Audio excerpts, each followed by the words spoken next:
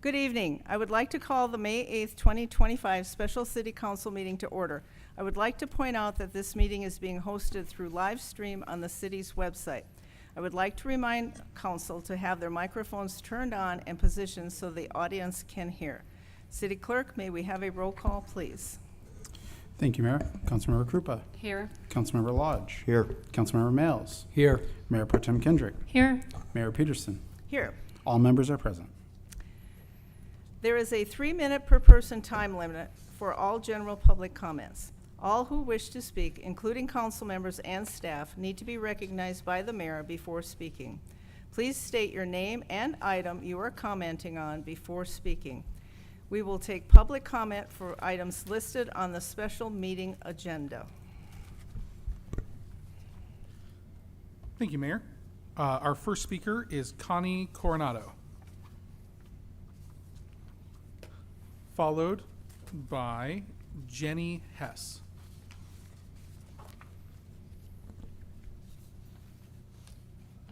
Good evening. Do I need to turn it on? Is it on? It's okay. Thank you. My name is Connie Coronado, and I'm here to speak on behalf of concerned citizens who value transparency, open government, as well as fair and true representation. Tonight, I'm asking the City Council to do the right thing, allow District 1 residents the opportunity to vote for their next representative. Appointing someone to a remaining 3-year, which I just got the memorandum, so 2026, what I say forward still stands, even though the dates have changed. Council seat without public vote undermines the very principles of democracy. The council seat for District 1 is too important to be filled through appointment alone. District 1 residents deserve the opportunity to elect their new representative. I also want to raise a concern I have regarding an applicant, Lori Van Arsdale. She is currently on the advisory board and affiliated with Him at Rising, a group that has appointed itself as the new petitioner to annex the unincorporated areas. This is a clear conflict of interest. Appointing a person aligned with an outside agenda, especially one that would have a long-term financial and political implication for thousands of residents, is seriously concerning to me. Appointing someone with that agenda would send a message that this council prioritizes internal alliances and outside agendas. I urge this council, let the voters of District 1 decide, show the public that Himmet's leadership believes in open government and citizen voices. Hold a special election, let the people of District 1 choose their representative. That's the only way to maintain integrity, transparency, and trust. Thank you. Thank you, Ms. Coronado. Our next speaker is Jenny Hess, who has also been donated 3 minutes from another speaker, for a total of 6 minutes. Ms. Hess. I won't talk that long. I just can talk slower. Good evening, Council. Thank you for hearing what we had to say today. I'm Jenny Hess. I live in the sphere of influence to District 1. I respectfully wanted to share my perspective for your consideration, one that I gained serving on a municipal advisory board for unincorporated Ventura County. Our team did our best work with a wide variety of perspectives that came from our different life experiences, background, and what was important to us at the time, both as individuals and as citizens. Collectively, as a group, we had no kids, grown kids, and little kids. We had lived there forever, and we had just arrived. We were seeing the dawn of our lives, and we were seeing the horizon as well.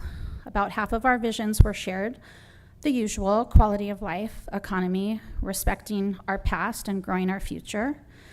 But the other half was a mixed bag. Some of us lived on Little League and softball fields. Some of us lived on hiking trails. And some of us lived on retirement.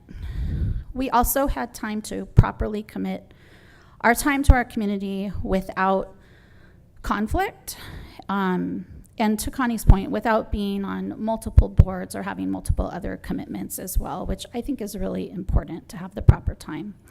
Groupthink is a psychological phenomenon that happens when a group prioritizes harmony and consensus over critical thinking. And a diverse group with both old and new guards is really one of the best ways to help avoid that. You're not just selecting an applicant, you're creating a whole new team. So I'd like to ask you to ensure that your selection process includes a look at yourselves as well as a collaborative team. That's the only way to truly decide what the best team overall looks like. Another way to help with that selection would be an election. And yet another more cost-effective way would be how we hire people to work on our team at my job. We have panel interviews, and you have your employees, which would be your taxpayers, interview the applicant. A town hall with the citizens who are trying really way too hard lately to have a voice, it seems, to engage in a transparent Q&A with the applicants. Let people talk, consider, and collaborate, even without an actual vote. And if nothing else, please just shake it up. Out with the old, in with the new. Lifetime politicians bring intimidation and unwarranted influence, whether they mean to or not. It's just something that happens naturally. There's ample opportunity in Hemet to start being busy worker bees instead of being on every board. In closing, I'd like to ask you to really take your time with this decision. It doesn't look like a lot of people are here because I think we were a little bit short on notice, though we tried our hardest to get the word out.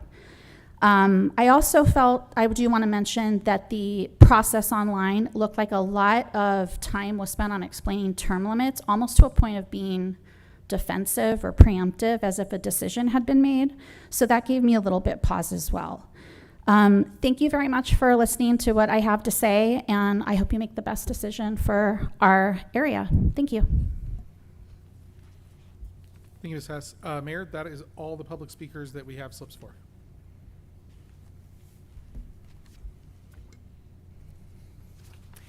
Thank you. Can we have a report from the city clerk on the discussion item 5A for the City Council District 1 vacancy? Gladly, Mayor. Thank you, Mayor, and members of the City Council. I'll be providing tonight's report on the discussion and action on Council District 1 vacancy, including potential appointment of a qualified individual to fill the vacancy or calling a special election to fill the vacancy.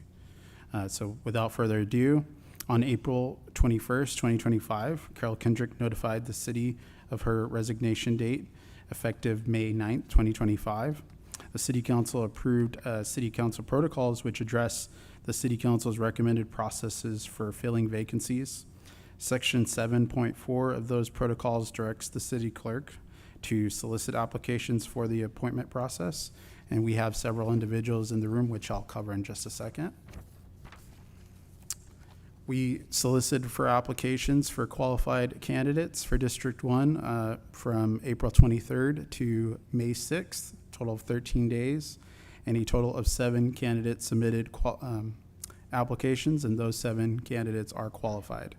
The names for the record are Robert Galetta, Paul Gray, Dana Hill, Connie Clark, Norm Kyrus, Carlos Mitchell, Lori Van Arsdale, and each candidate was notified that an interview would be conducted during the May 8th, 2025 City Council meeting, special meeting.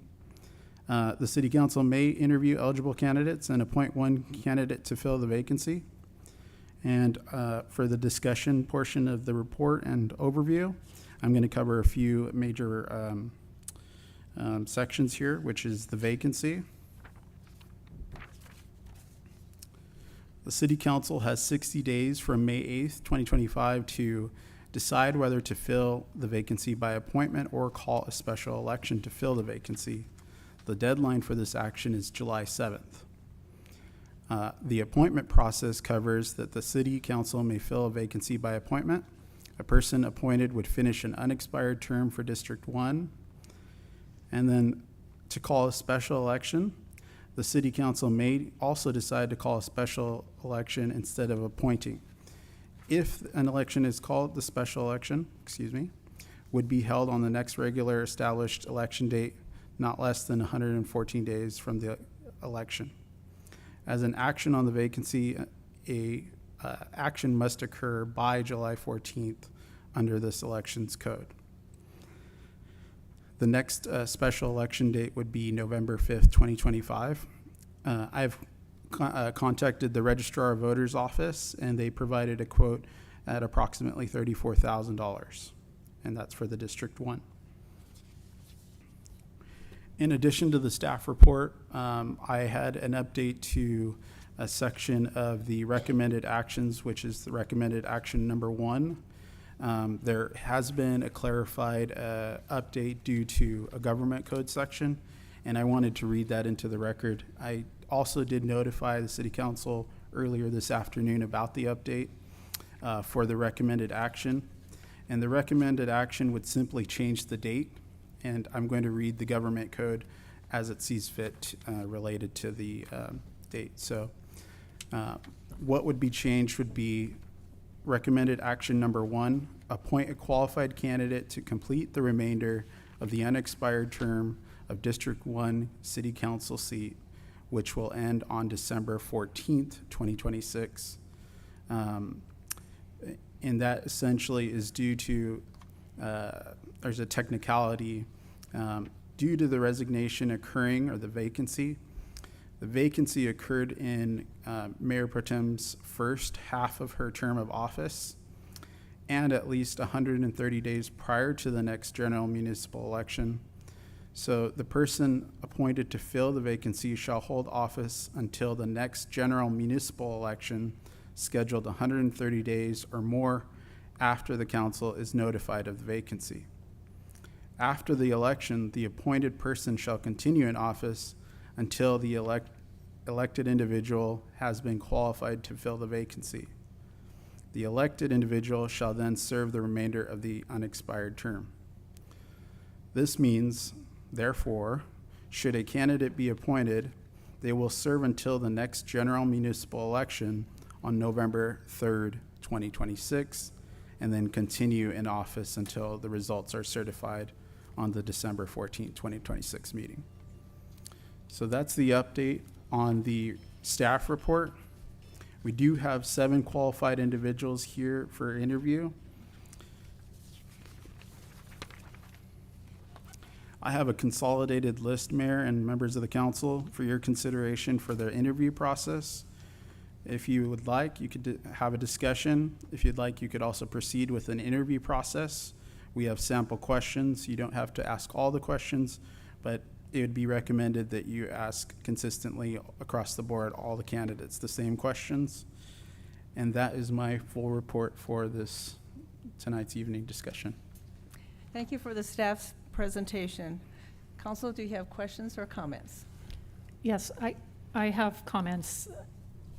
I didn't realize that we'd still have to do a special election, and I think the process of appointment typically is to save the city money. The fact that we have to do a special election, and we've gotten lots of letters from residents, and we've heard from residents today. I think that we should make a motion to do a special election now. We're going to have to do it anyways, so we're going to have to pay the cost of that. So why don't we let the people decide?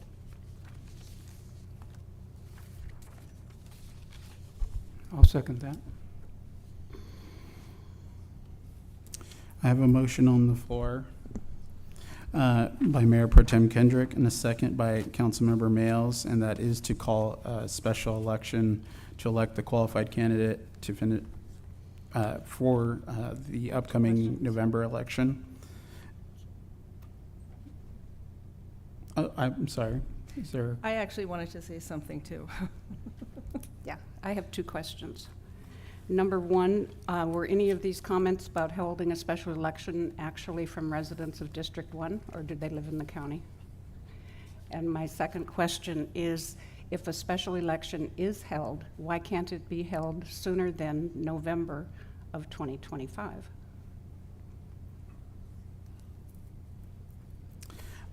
So I've contacted the registrar of voters, and the soonest available date to consolidate would be November 5th of, excuse me, let me make sure I have the date correct here. November 5th of 2025. And this is going to sound just exactly what it's meant to sound like. Is that at their convenience or at our convenience? Since it is a city district election and not a county-wide election, why can't we set our own date? I can reach out to the registrar to see if there's a sooner available date, but that's the date that they had provided to me, given the time frame and circumstances. I'll jump in. Government Code Section 36512, B1 says that if the council calls a special election, the special election shall be held at the next regularly scheduled election date, not less than 114 days from the call of the special election. So those dates are established in the Elections Code. There's one every November. There's occasionally ones during the statewide primaries that we have. So the registrar looks at the Elections Code, looks at the calendar, gives us that information. It being in November seems like the logical time period. There may be an opportunity to have an earlier election by mail-in ballot. That isn't something that we've researched extensively, and it's not something the registrar of voters brought to our attention. But that may allow for an accelerated timeline, and it may allow for a lower cost. But that's a little uncertain at this point. Obviously, this has happened pretty quick, and we haven't done a mail-in ballot to fill a vacancy before. So, but to answer your question, state law sets those dates. I guess I could have just said that and stopped talking. Sorry. That is a very acceptable answer. May not like it, but it is acceptable. So my first question was, or comment was, the public comment that we had in the letters that were sent in, are these actual people in city limits or in District 1 that want to have an election, or are they people that would not be allowed to vote anyway? I don't know the residential address of everyone. I on the two who spoke, I did know that their addresses had 5 digits, which typically indicates a unincorporated county resident, but I don't know that for sure. I believe they all were, Councilmember Krupa. All were what? There were like 4 or 5 comments that we got, and I believe they all were in District 1. District 1. I have one here that's in District 1 that also.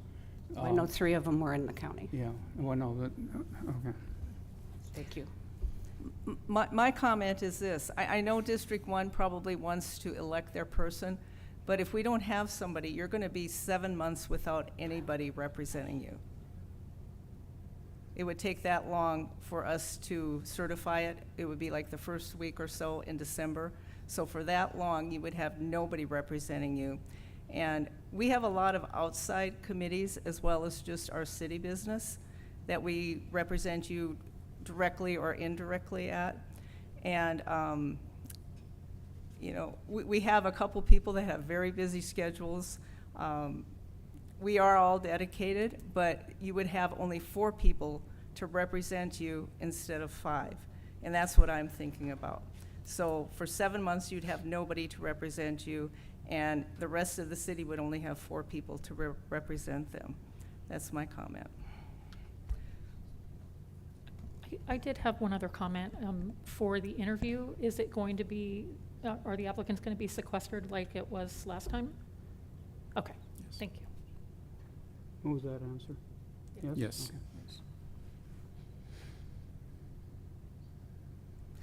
So we have a motion, so we need to vote on that, correct? Or is If that there are can we if- retract the motion, since we got to wait till November or December? Well, we can just vote on it. Okay. I have a motion by Mayor Pro Tem Kendrick, a second by Councilmember Mails to call a special election this November. We're going to do a roll call. Councilmember Krupa, No. Councilmember Lodge, No. Councilmember Mails, No. Mayor Pro Tem Kendrick, Yes. Mayor Peterson. No. That motion fails 4-1.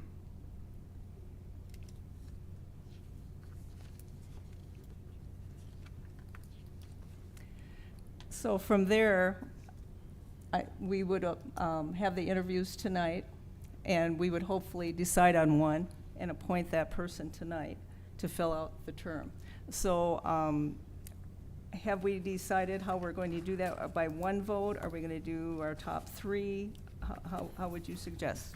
It would just be at the council's pleasure. They could nominate an individual and then vote on that individual. Okay. So we will proceed with the interviews then, correct? Yes. Okay. I could start calling the first applicant, Mayor, if you'd like. Yes, please. Robert Galetta to the podium, please. And Mayor, would you like the council to ask the questions, or?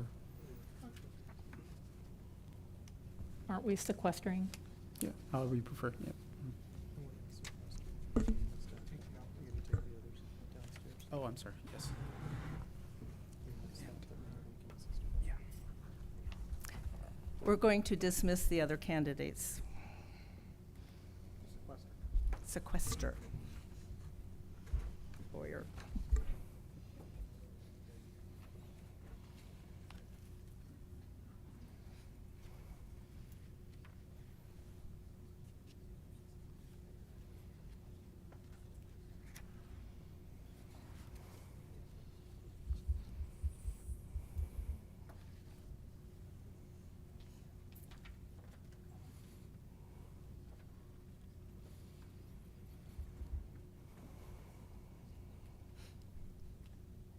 Council, shall we just go down and ask each question in order? And then we can reverse it because there's 7 questions on here, and then we can add any others that you want to add that are not on the list. So let's start with Councilmember Krupa, as we often do. Okay. And my first question is to introduce yourself, describe how long you have been a resident of District 1, and explain why you would like to serve on the City Council. Well, hello, my name is Robert Galetta, and I'm a longtime resident of the city of Hemet. My family moved to the area July 4th, 1977, and I've been a resident of District 1 for over 20 years. I've dedicated my career to the service of the public, acting as a paramedic, a police officer, and ultimately retiring as a police administrator. I am currently the founder of a company that specializes in school safety. I'm running for the city council because I believe in Hemet's potential. Our city has challenges, but it also has opportunities. And I believe my leadership experience, commitment to public safety, and business acumen will help Hemet move forward. I'm not here for politics. I'm here to solve problems, and I'm here to work with all of you. And I'm here to serve the citizens. Thank you.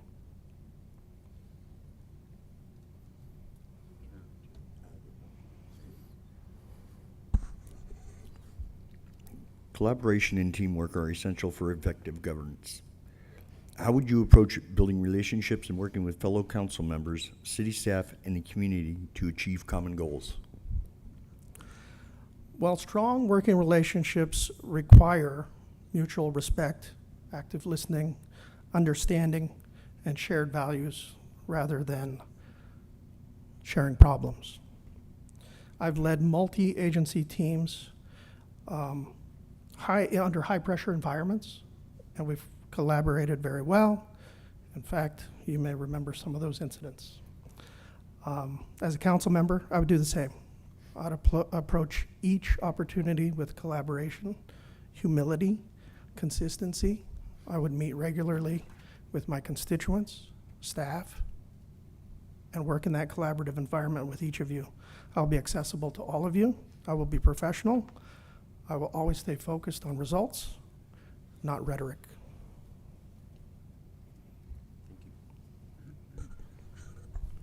Real quick question, Robert. Are you still part of Rebuild Hemet? I'm not an active member, no. No, not okay. Thank you. 'Cause my next question would have issues with, or not issues, but questions about it. Are you prepared to spend the necessary time to review agenda and materials for the city council meetings and committees and other functions that deal with the city council? Absolutely. As you're probably aware, I've built my entire career and reputation on preparation and attention to detail. Whether it's reviewing case files on murders, or administration of police duties, or business, I take very much interest in strategic plans. I understand the importance of doing my homework. As a council member, I commit my time and energy required to prepare for all meetings and decisions because the residents of Hemet deserve nothing less. Thank you. Yeah, be giving up your weekends. Sometimes we Yeah. get couple thousand-page agendas. Are you prepared to spend what is the top priority for bringing quality of life to the city of Hemet, and where do we start? Well, public safety is the foundation of a high quality of life. Without safe streets, thriving neighborhoods, and safe schools, we can't expect citizens or businesses to invest in our city. So public safety is the foundation, but it's closely coupled with community development and clean areas. And I think that's echoed in many of our citizens' comments lately. We have to start, and all of you have done a great job of supporting our public servants, fire and emergency services. At the same time, we have to invest in youth programs and economic development. We have to get to the root causes of instability. It's not a one-step solution at all, but public safety is where we start.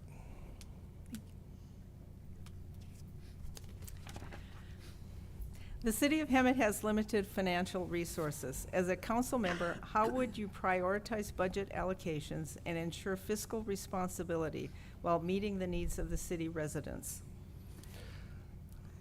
Well, fiscal responsibility starts with transparency and prioritization. I always advocate for a budget that focuses first on core services, public safety, infrastructure, and economic development, while trying to identify inefficiencies or redundant spending. I also believe in performance-based budgeting, where departments are accountable for results. Beyond managing limited funds, I would actively work to pursue partnerships, grants, and state and federal funding to expand our resource pool without overburdening our taxpayers. Thank you.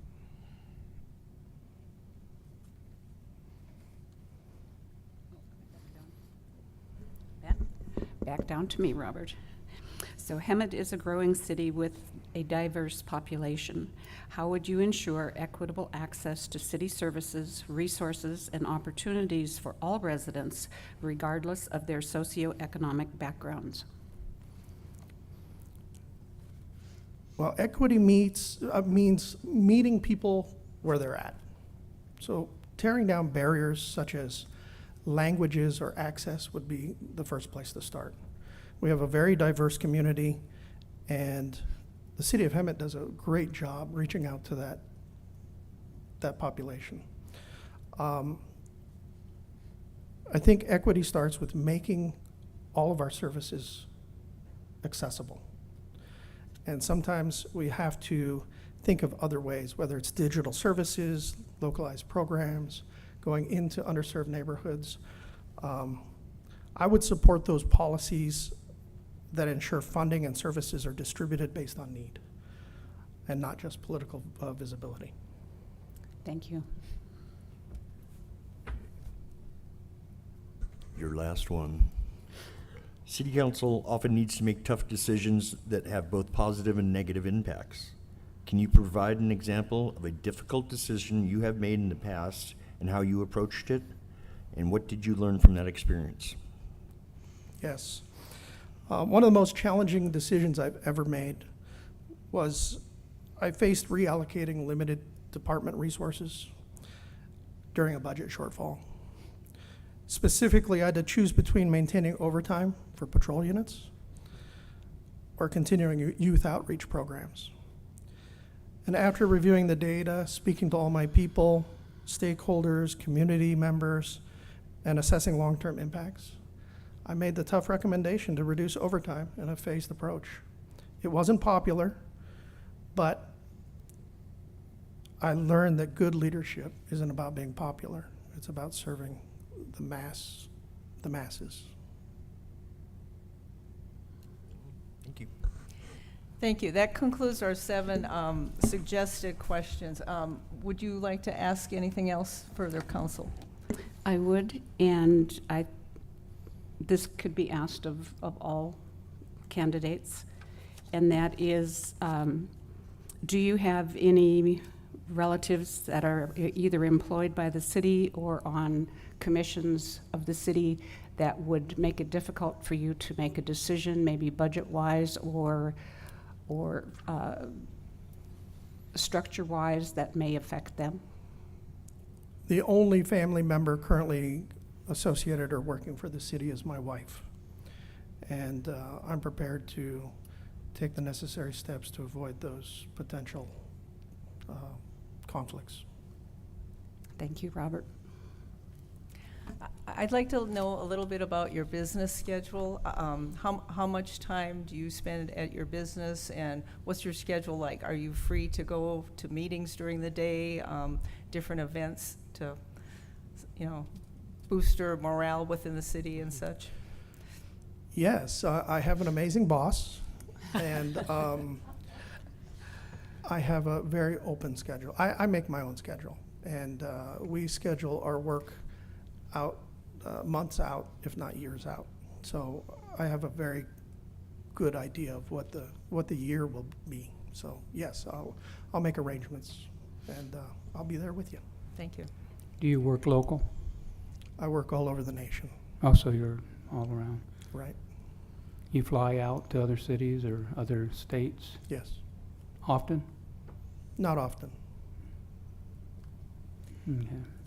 And do you do that remotely, or do you travel to those states? Both. I do it remotely, and I travel out to Okay. those states. And what's your background? I don't quite Police. understand. Your background, what do you do? My background, I'm a retired law enforcement administrator. Oh, okay. Yeah. Because I know that you formerly worked for the city of Hemet, and I think this kind of touched on, or you touched on it with talking about the youth program and the overtime. Are you going to have any issues with making hard decisions when it comes to public safety? I don't think so, because once I step firmly into the shoes of a city council person, those decisions are different. And the overarching message I have to give to, whether it's the POA or the Firefighters Association, is I'm a council member, and I have to make the decisions that are best for the community, not best for the union. I'm a former employee, and so I'm a planner, and so I know that I probably pay more attention to the planning things just because that's my expertise. So I think that having the expertise, I just want to make sure and ask if you can be neutral, and I based on your answers, I'm satisfied with that. Any other further questions? I'm good. I thank you very much, Robert. Thank you, Mayor.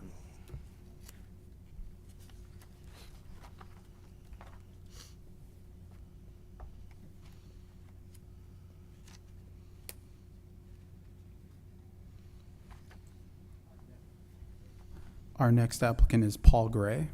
Can you approach the podium, please? And I'll start from this end. Hello, members of the council.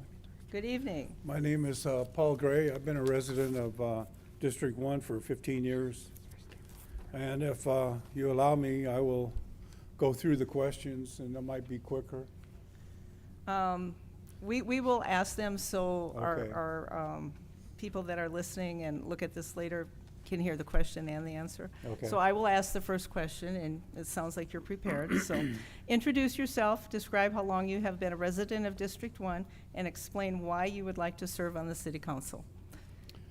The reason is I see there are problems. I have some experience in local government. I have the motivation to serve, and I have the time required to do the job. Thank you. Collaboration and teamwork are essential for effective governance. How would you approach building relationships and working with fellow council members, city staff, and the community to achieve common goals? I would be willing to meet and discuss any issues with council members, the staff, the residents, and businesses in my district.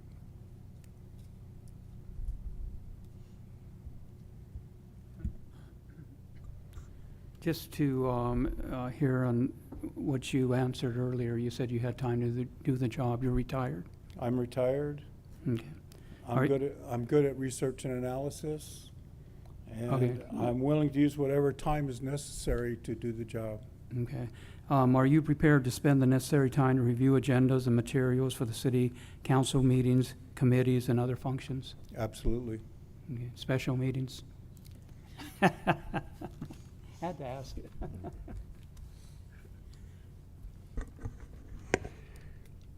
What is your top priority for bringing quality of life to the city of Hemet, and where do we start? It seems to me the main problem is the economy. It seems there are too many people unable to afford the necessities of life. I know a man who lives in a trailer park, not in my district, but he's on food stamps because he can't afford his rent and the food, and he doesn't have a car. I know another family that they're both working, and they had a flooding incident at their house, and the insurance company required that they do certain other repairs in order to reinsure the house, and they can't do it. They don't have enough money. And so they're moving to Texas. The people on fixed incomes are suffering from high inflation, and it's likely to get worse, in my opinion. The city could provide information on how to save money. People are unemployed when they could be working. We need more jobs. People are unable to work due to mental illness, disability, or drugs or alcohol. These people need to be directed to the resources. The first thing we need are more jobs. This can happen if more businesses are attracted to the city.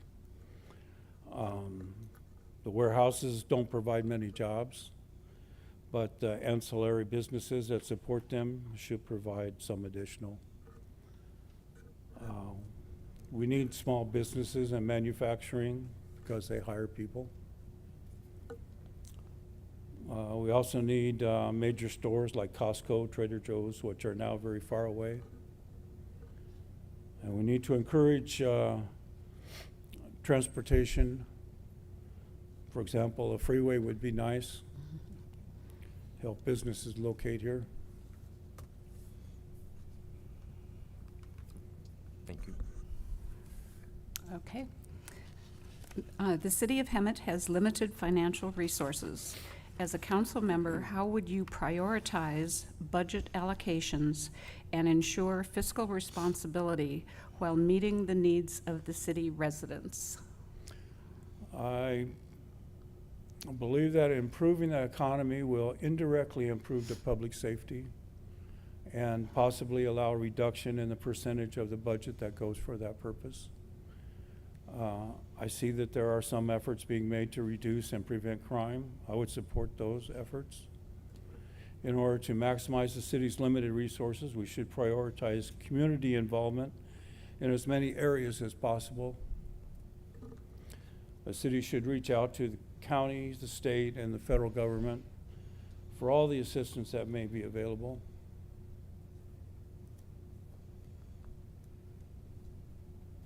Thank you. Hemet is a growing city with a diverse population. How would you ensure equitable access to city services, resources, and opportunities for all residents, regardless of their socioeconomic backgrounds?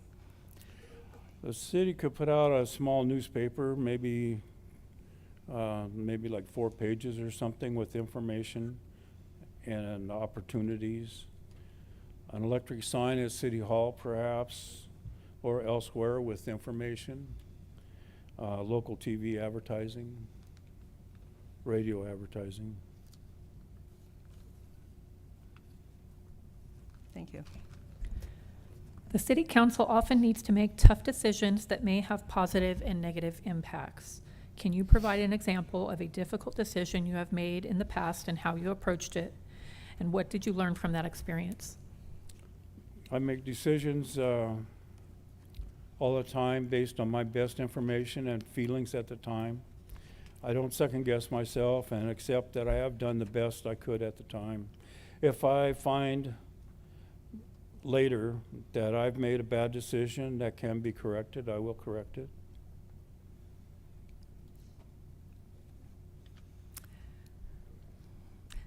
Thank you. Council, any further questions? The vision. I would like to see Hemet become a place where people see it as a desirable place to live and visit. And also, I would like to say that I'm very impressed with the other candidates here. And I prepared this on short notice and without all the information that I'm sure you people have. I haven't been diligent in participating in the city business. And I'm not affiliated with any special interests. Thank you. Thank you. We're good. Any other questions? I don't believe so. Thank you. Okay.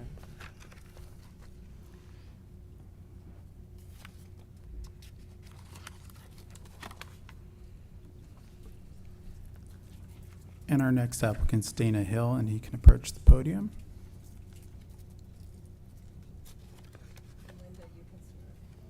Okay.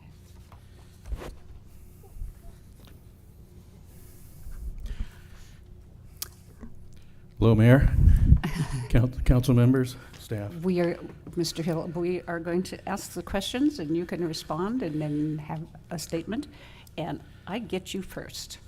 So, please introduce yourself, describe how long you have been a resident of District 1, and explain why you would like to serve on City Council.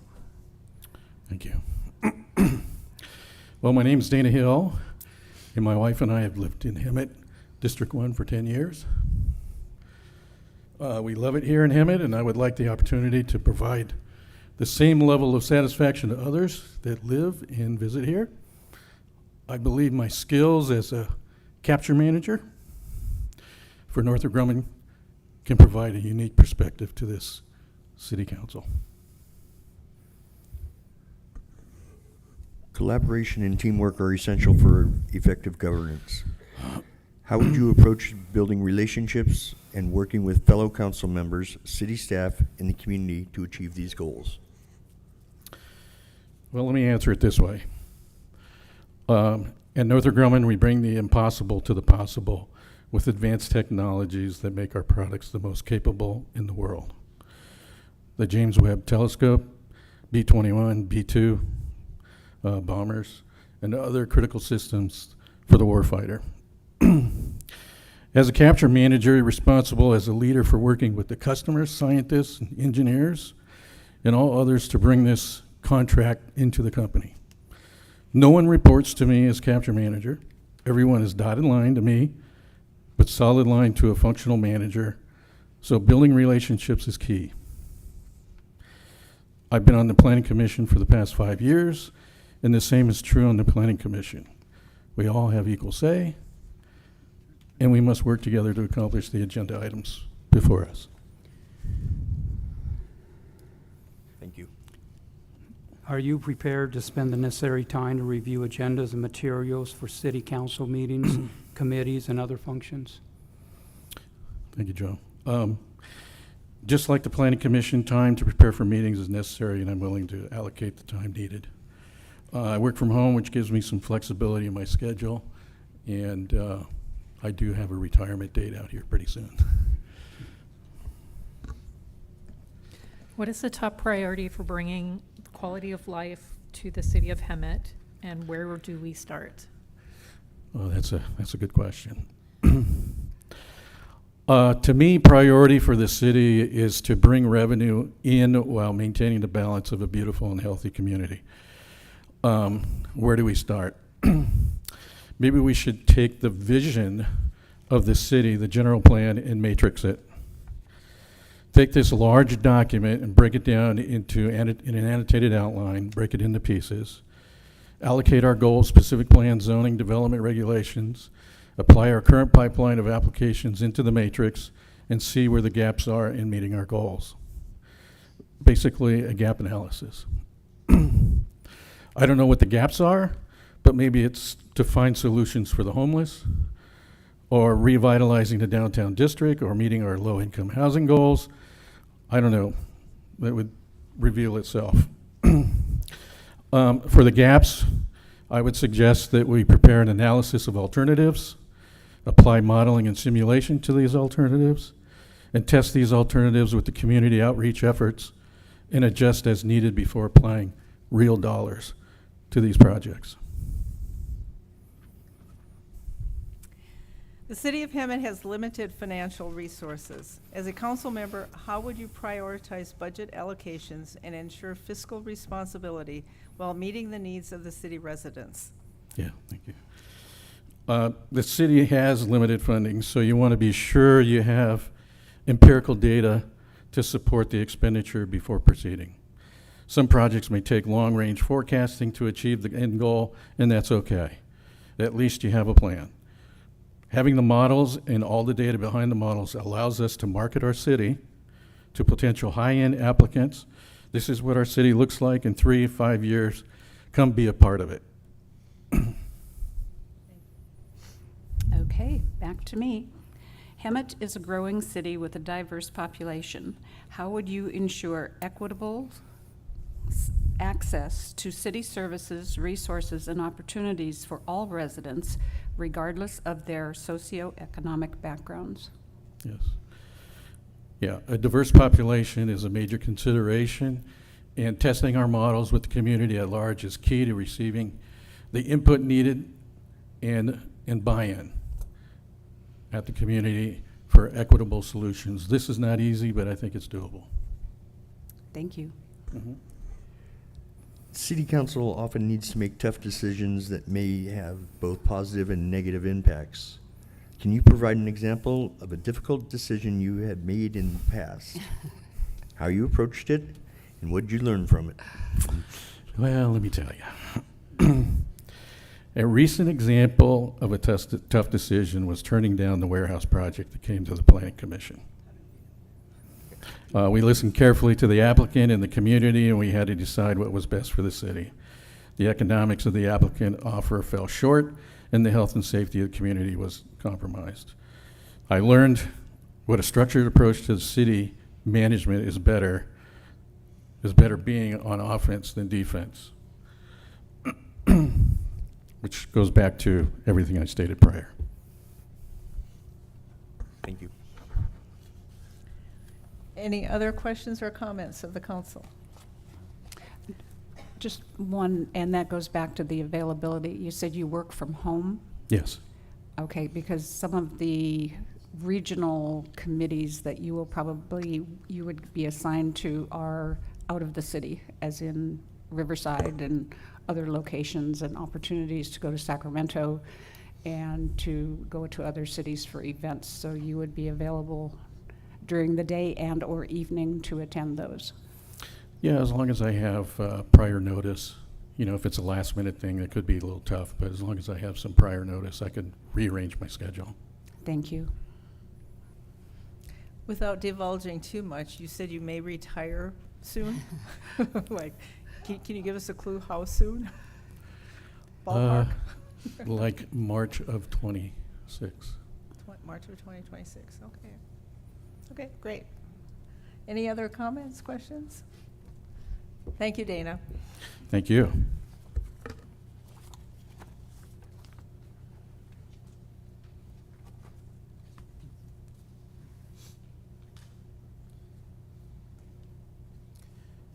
Next, we have Connie Clark.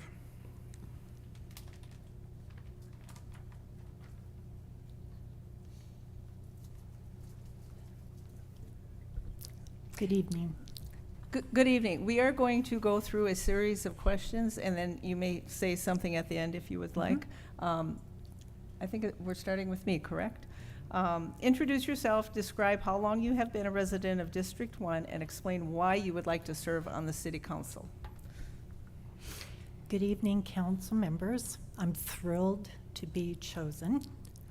I'm thrilled to be chosen to come before y'all.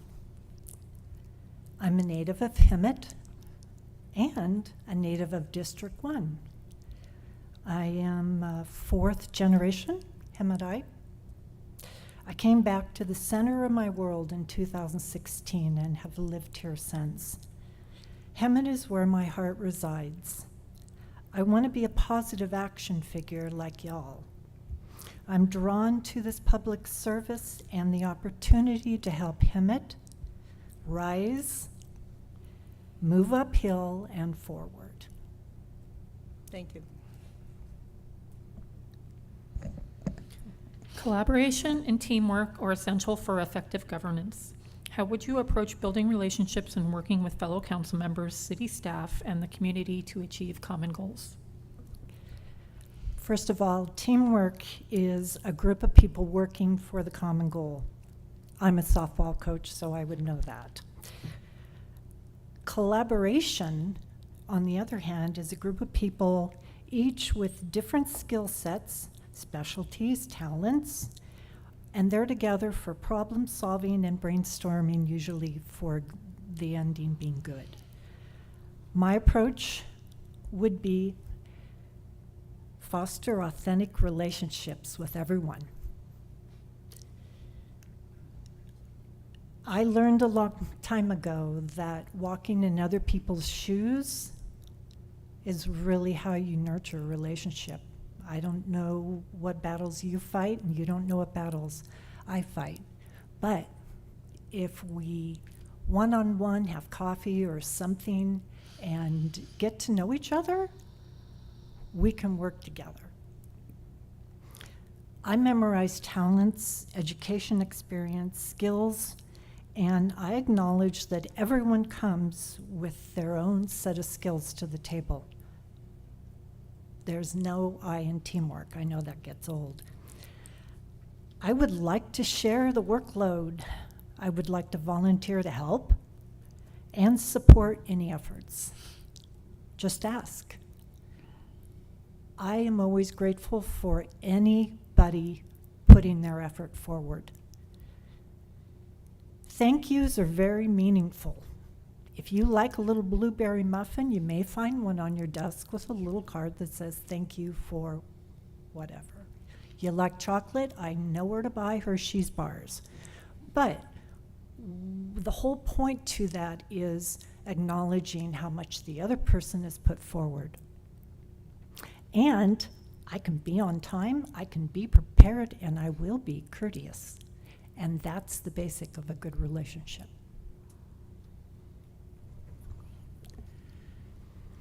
Are you prepared to spend the necessary time to review agendas and materials for the city council meetings, committees, and other functions, and make special meetings? Yes, yes, yes. At each planning commission meeting, I have been ready.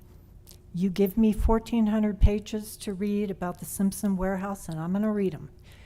The traffic studies are a little slow with the X's and O's everywhere, but I will read it. I study. You give me the public works capital improvements, and I will document them and I will watch them.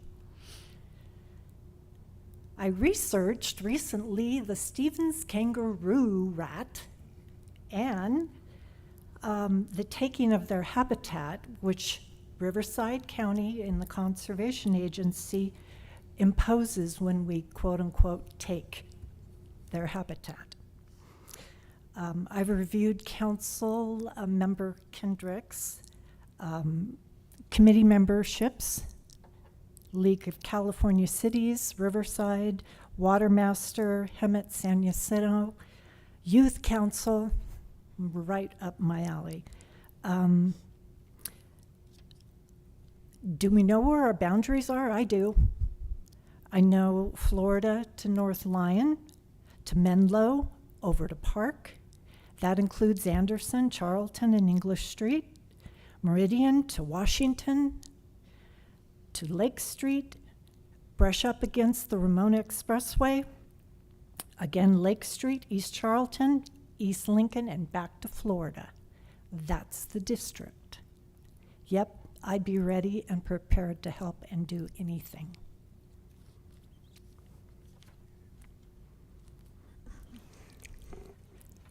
What is the top priority for bringing quality of life to the city of Hemet, and where do we start? I have identified top priorities being economic development, infrastructure, housing, and public safety. Now, economic development is very important right now. I read the 2023 budget report and the 2024. We need to expand, entertain, and retain our businesses. What are other cities doing? What are other cities doing to attract packages for these businesses? Recently, I researched up-and-coming cities. Well, San Jose is using Silicon Valleys and using their entrepreneurship. Believe it or not, Murrieta, they tout their city-college collaboration for workforce. That's pretty important. Rancho Cordova is increasing the amenities for workers and businesses to live in. Let me ask you a question. Have you been to Mount San Jacinto College in Murrieta? And have you been to the San Jacinto campus? Do they not look different? Which one's busy? Which one's vacant? Education and economy are cause and effect. Skilled, educated workforce drives economic growth. We need some education. Getting What You Pay For was written by Julie Davis Bell for the Western Interstate for Higher Education. She works out of Boulder, Colorado. Her discussion talks about higher education versus ones without. Talks about their earnings, which is a tax base. Poverty expectations, which is a tax base. Health, charity, and all of those things increase your tax base. We need to get involved and get that campus going because we need entrepreneurs. We need technology increased. We need whatever we can get, and that will help our city.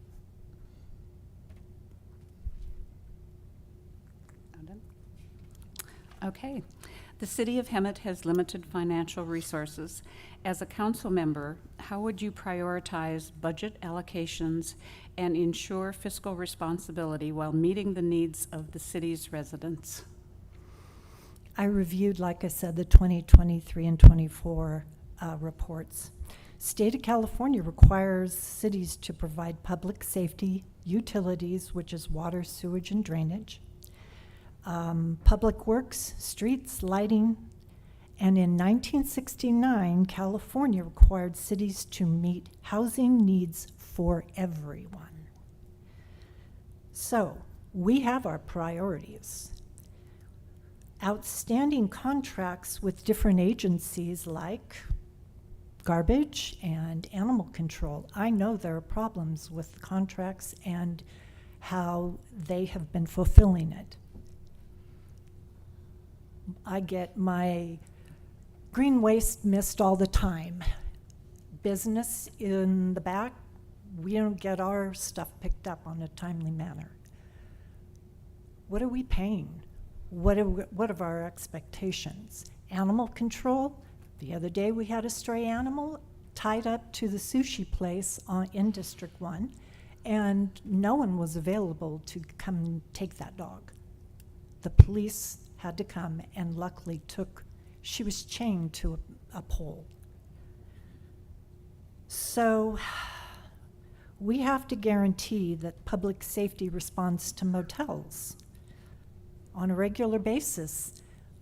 What happened to the bed tax and how come we didn't get it? They respond right away, so apparently we need to look at what we do outside and contract outside. Why can't we also, for housing, do something for the landlords that really, really get called all the time? You can ask any code enforcement officer, and they know certain names as being subpar housing. We're mandated in 1969 to take care of it. I know we have a lot to cover, but these are things that we don't have to cover other than financially and expectations back. And that's part of what the citizens of Hemet have complained about.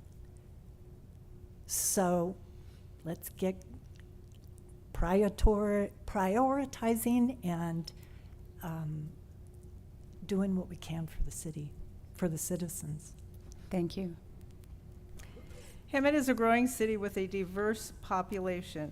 How would you ensure equitable access to city services, resources, and opportunities for all residents, regardless of their socioeconomic backgrounds?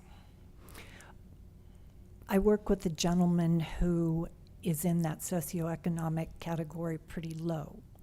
He wants to work. He doesn't want to do, he doesn't take any assistance. His problem is transportation. He cannot get from one side of the city to the other side and get to work. We need regular routes available. We need, people are living on all different parts of Hemet. We need like north and south state, San Jacinto, Sanderson regular routes, east-west, Stetson, Florida, Esplanade for starters. And we need regular routes to Mount San Jacinto College because we have youth coming up that need an education. Maybe we could also increase city's presence on social media, internet, public announcements could be forthcoming. We could do a lot of festival information. Agendas could be posted. But I would suggest maybe an agenda item, different and apart, separate apart from the public comments for non-agenda items, and have it be something to specific citizen needs or problems, especially in the diversity groups. Have them have that time, know that they have that time. They don't have to go in and be put in with the general. Specifically for their needs. What do they need? Thank you. The city council often needs to make tough decisions that may have positive and negative impacts. Can you provide an example of a difficult decision you've made in the past and how you approached it? And what did you learn from that experience? I have a feeling we know what this Yeah, is. Simpson Warehouse. That was a tough one. Okay. I am a rational decision maker. If I don't know the answer, I'm going to investigate. I'm going to read. I'm going to use logic and reason. On page 2, the first thing that I read was, this was a speculative industrial warehouse, no tenant. So in the current economy at that time, and zoning and interest rates and the vacancy rates in local areas right on a highway, that was a red flag for me. The zoning in general, the general plan when it was set, did not specifically have warehouses on the horizon. That's something we need to change. South Coast Air Quality Management had already approved other projects, including J.D. Field's National Tube Supply, that Simpson was adding more emissions. The atmospheric CO2 from the Industrial Revolution in 1940 was 260 parts per million. In 1960, it was 320. 2023, 419. We had a 50% increase since the Industrial Revolution in 1840. At page 1149, project is in public interest. The public was resoundingly telling us no. It was necessary for public health, safety, and welfare? Who decided that? Apparently no one in the audience wanted it. Air quality, 1157. The CO hotspot would be where the truck routes go through the heart of the city. That's how they have to negotiate, because they could not negotiate Warren Bridge 90 degrees. Page 1226, project transformation, an underutilized site. Who determined that agricultural land was underutilized? So all these things I really, really had to look very carefully at, and I needed to make the tough decision that at that time I could not validate the EIR. Council, any questions, comments? Thank you for your time. Thank you.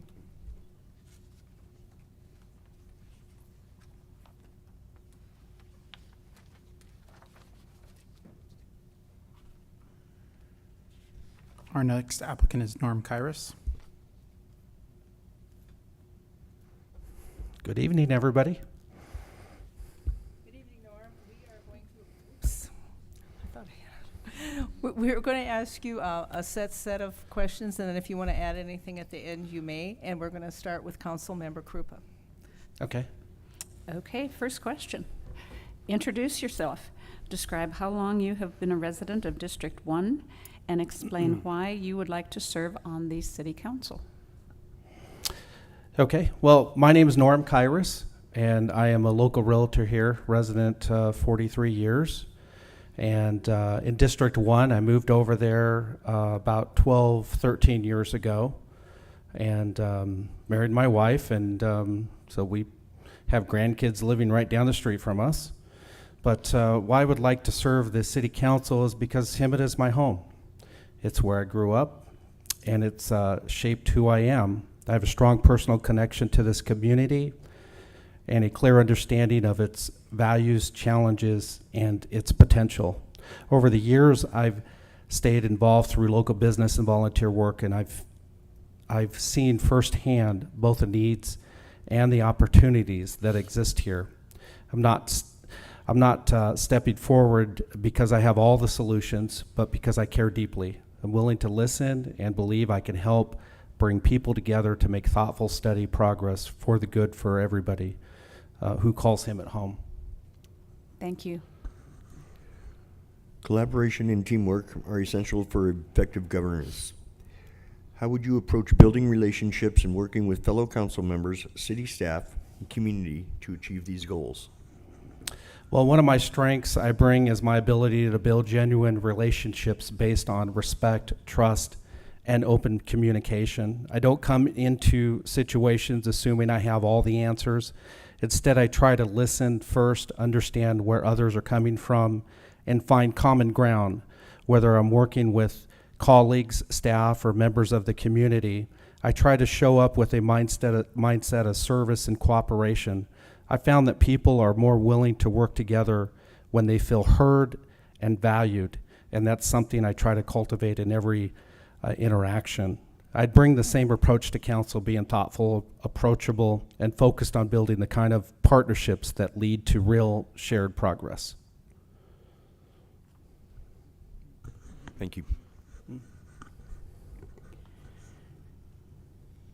Now, I know you're in a lot of committees, and you do work full-time, correct? So are you going to be prepared to spend the necessary time to review agendas and materials for city council meetings, committees, and other functions, including special meetings? Yeah, it's a great question, and that was brought up earlier today, so I want to answer some concerns about the person that came up here asking about doesn't want to see anybody in a lot of committees. I have several that I've termed out this year right now, and I've got to make a decision. Well, not termed out, but one of them, actually two of them, I've got to determine whether I'm going to proceed or not, and this opportunity came up. So But I do basically understand that serving on city council is a serious commitment.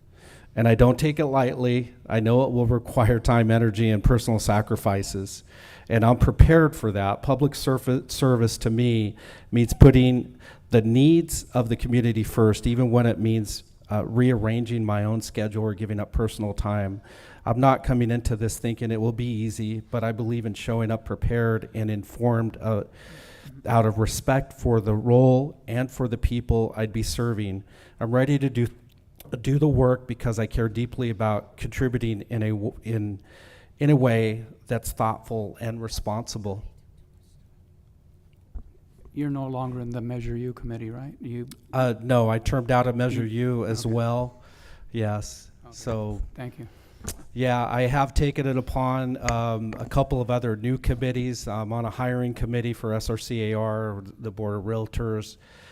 We have a meeting tomorrow, but that's going to be very short term. You know, a lot of these committees I'm on, there's a lot of good people there that would understand that if I step up in a position like this, that they would pick up the slack for me. Hi, Norm. Hi again, Carol. We keep meeting like this. Yes. What is the top priority for bringing quality of life to the city of Hemet, and where do we start? Well, I think the top priority for improving quality of life in Hemet is creating a sense of connection between generations, neighborhoods, and the city itself. As a community that's historically older but is starting to attract younger families and professionals, we have a unique opportunity to shape growth in a way that honors the people who have been here for decades, while also welcoming fresh energy and ideas.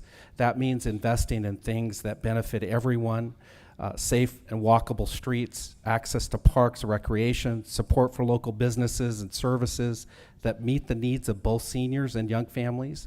Where we start, I believe, is by listening, reaching out to residents of all ages and backgrounds to understand what they need to thrive here, and then building partnerships to act on those needs in thoughtful, inclusive way. Hemet has so much potential, and by working together, we can make it a place where people of all generations feel proud to call home.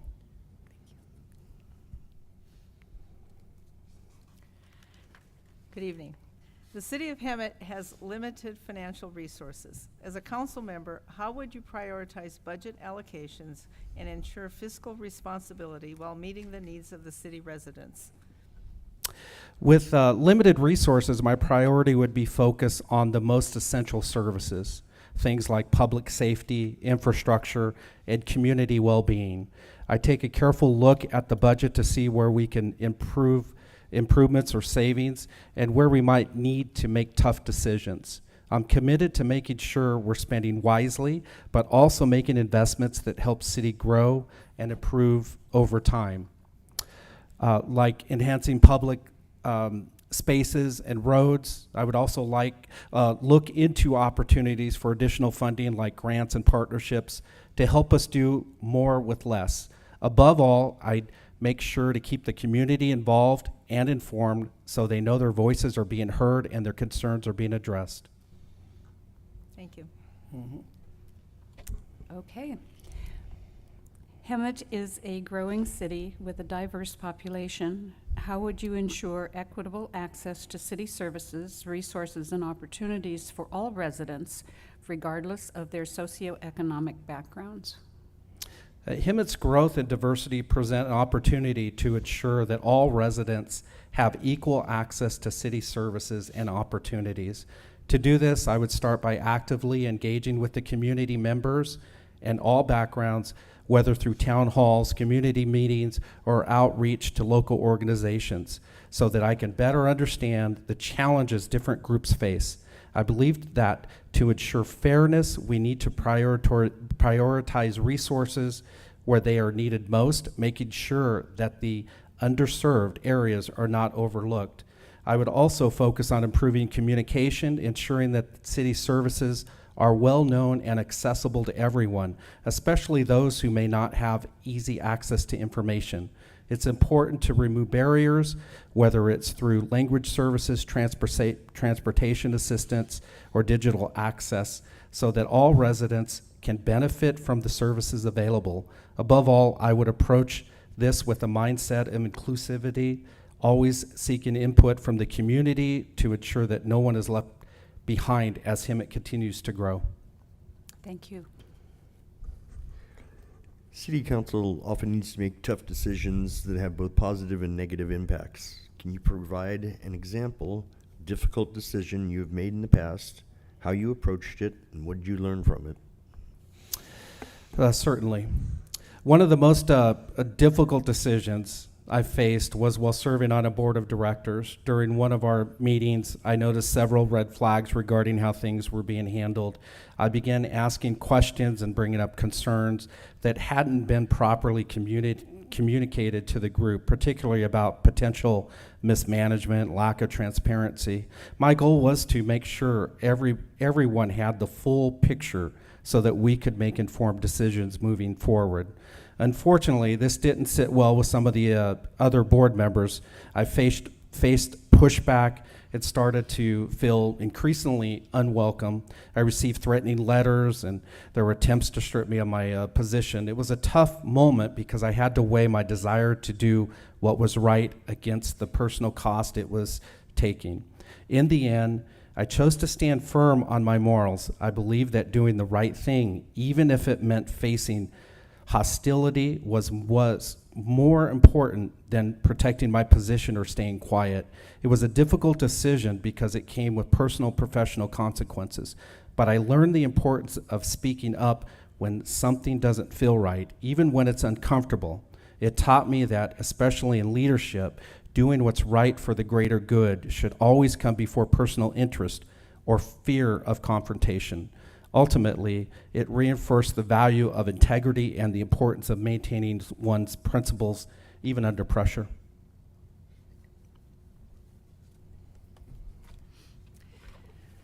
Thank you. That concludes our 7 questions. Council, would you like to have any further questions? No? Any Okay. further comment from you? No, thank you very much. Thank you.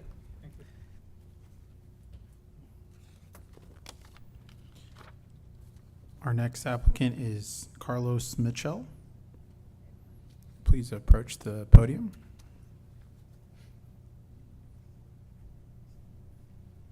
Hi, good evening. Good evening. We are going to ask you 7 questions, and then you may say something at the end if you would like. We would like you to introduce yourself, describe how long you have been a resident of District 1, and explain why you would like to serve on the City Council. Of course. Very different environment that I've been in a long time, but thank you for the opportunity to interview. My name is Carlos Michel. I've been in the Valley and Hemet for about 20 years. And District 1, I've been there for about a year. I moved in March last year. I am a U.S. Army veteran. I did 8 years. I actually served, part of my term was here in Hemet at the recruiting station. When, excuse me, right after high school, I actually worked for the city of Hemet in the Clean City Youth Program. So that was my introduction to Hemet. And ever since then, I've been here.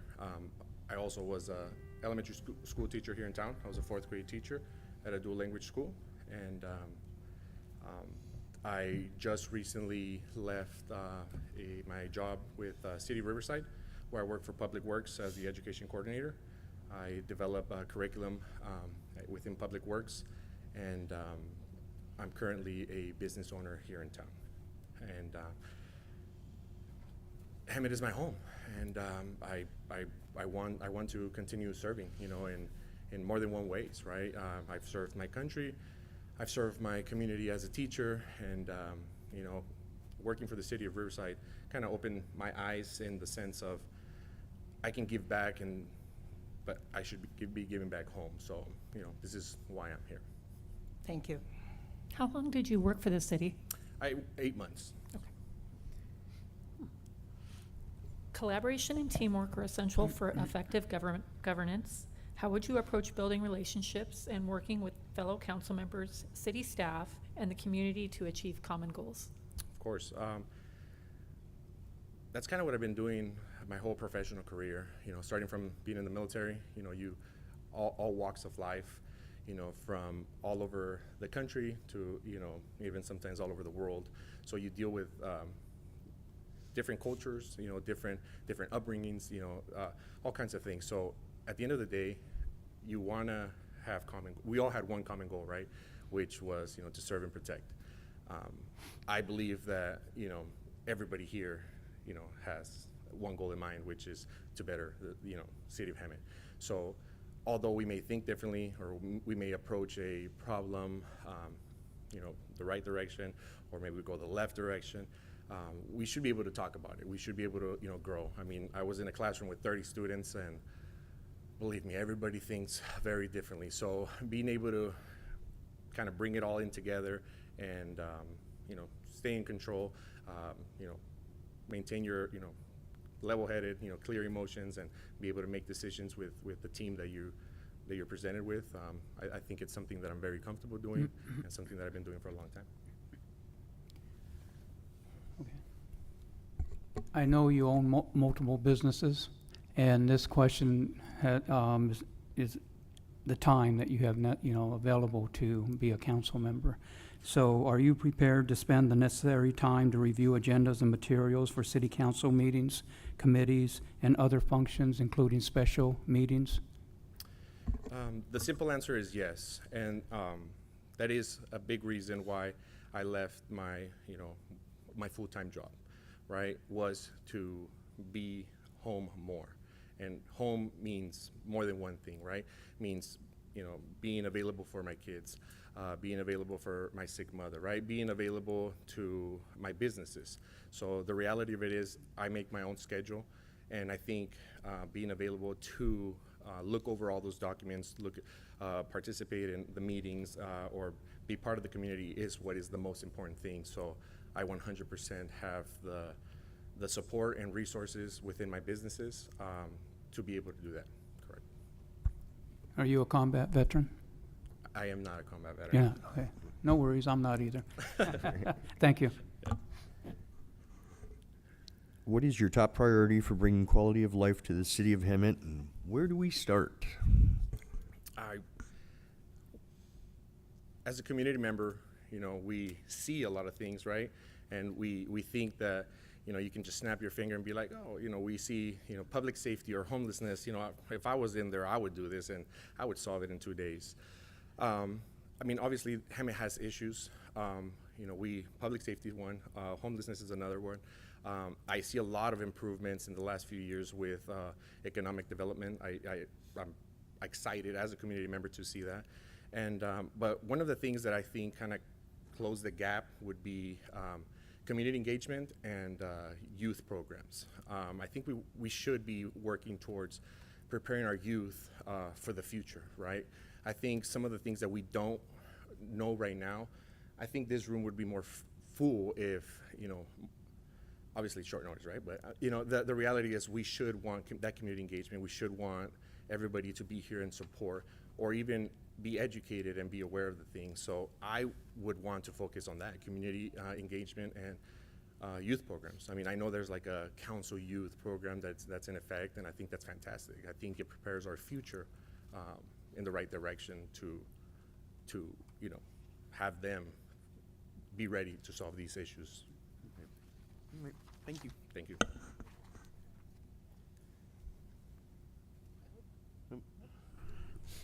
The city of Hemet has limited financial resources. As a council member, how would you prioritize budget allocations and ensure fiscal responsibility while meeting the needs of the city residents? Of course, and going back to closing that gap and having a plan, right? So I always go back to a military thought process, because it really applies to a lot of things in life. You are giving a certain amount of tools, right? Whatever that may be. If you're a mechanic, you're giving your toolbox, and you have those resources, and then you have a task. And I would treat it the same way, right? There's a budget, there's some numbers, and then there's issues that the council would be talking about, and you prioritize, you prioritize and you execute, so it's just coming up with a clear plan of what it is that we're going to focus on, prioritize on it, and actually execute and stick to it, and until you see it through. Thank you. Thank you. Hemet is a growing city with a diverse population. How would you ensure equitable access to city services, resources, and opportunities for all residents, regardless of their socioeconomic backgrounds?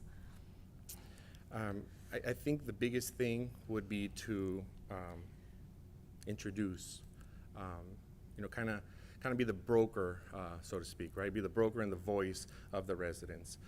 What I mean by that is, if there is a program, to the right, and there is a group or specific demographics or a business that needs this program, is making those introductions to being able to have our community utilize some of these things. In the last couple of years, I've seen a lot of positive things that, because I've been made aware of it, and I see a lot of the community coming closer. But I think that's the biggest thing. Is making sure that the community is aware of what's out there to be able to connect the dots and see it flourish. Thank you. Thank you. Last question. The city council often needs to make tough decisions that may have positive and negative impacts. Can you provide an example of a difficult decision you've had to make in the past and how you approached it, and what did you learn from that? I just saw you guys make a tough decision, right? You guys are voting on stuff, so it was interesting to see it live. But yes, of course, in the military, I've been in many situations where we've had to make tough calls.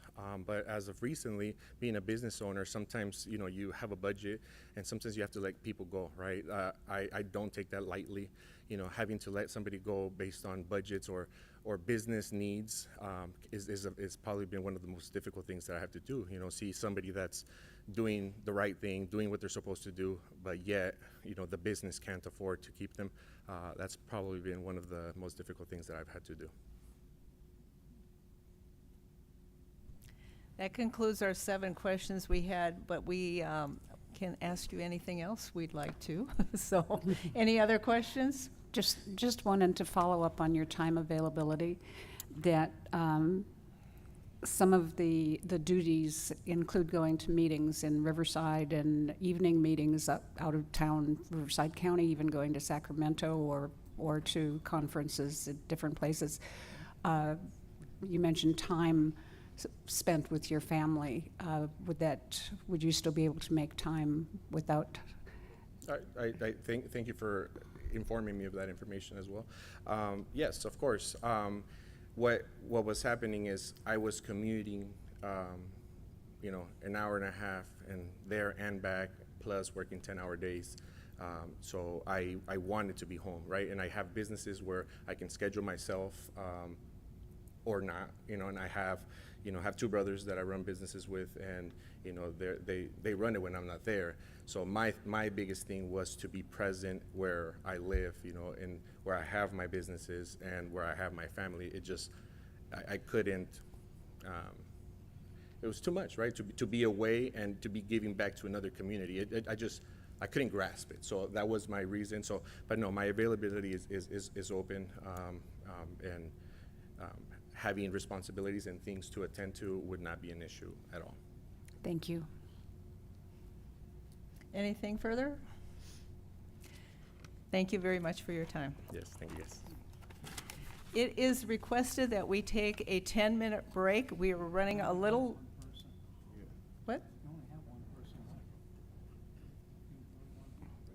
Yes, because then we'll have to decide and vote. As a matter of fact. Break? Okay, we need a 10-minute break, okay? So it is now 7 o'clock sharp, and we will be back at 7:10. Thank you.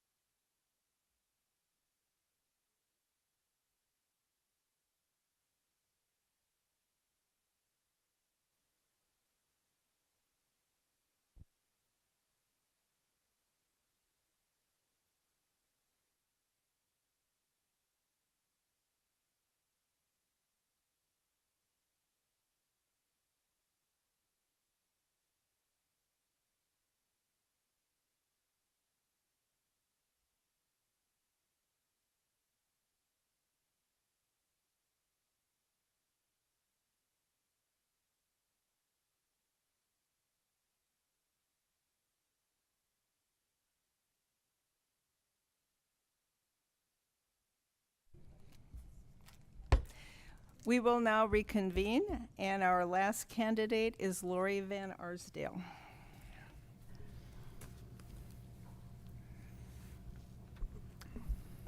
Good evening. Good evening, thank you. And I think you're first, aren't you, I am Glenda? first, okay.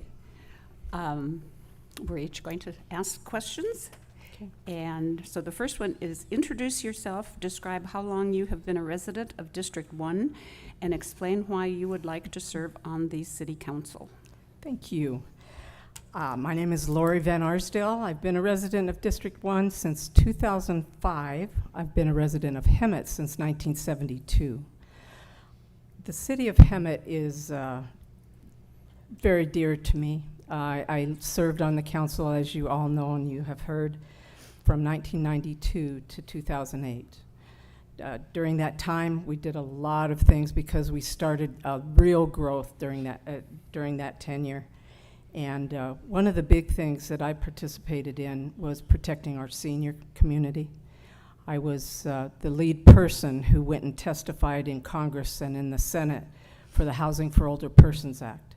We worked with 26 states across the country, and we got the Housing for Older Persons Act passed in 1995.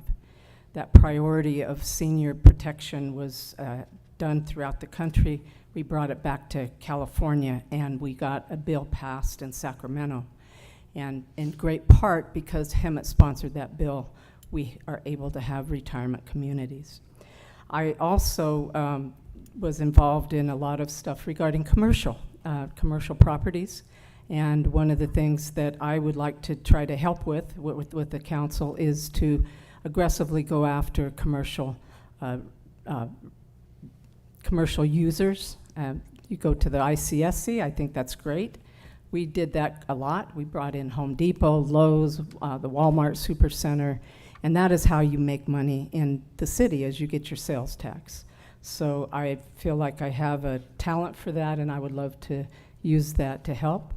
In addition to that, I have a background that I think could be helpful for the council. I have an understanding of a lot of the committees that you serve on, both local and regional, and I have never gone away when it comes to helping the city.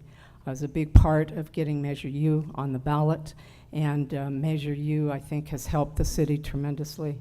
At the council meeting on 4/22, Tiffany Bennett said that Measure U has been a solid support for the city, and if we did not receive that revenue, there would be no telling what position the city would be in at this time.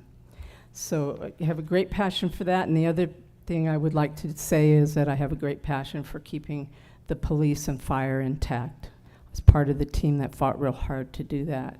We almost lost our fire department, and due to an election, we were able to keep it, and I believe in having local control of that. Thank you. Collaboration and teamwork are essential for effective governance. How would you approach building relationships and working with fellow council members, city staff, community to achieve these goals? One of the big things I think you have to do is be sure you listen. A lot of times we get in meetings and we start talking and we forget to listen.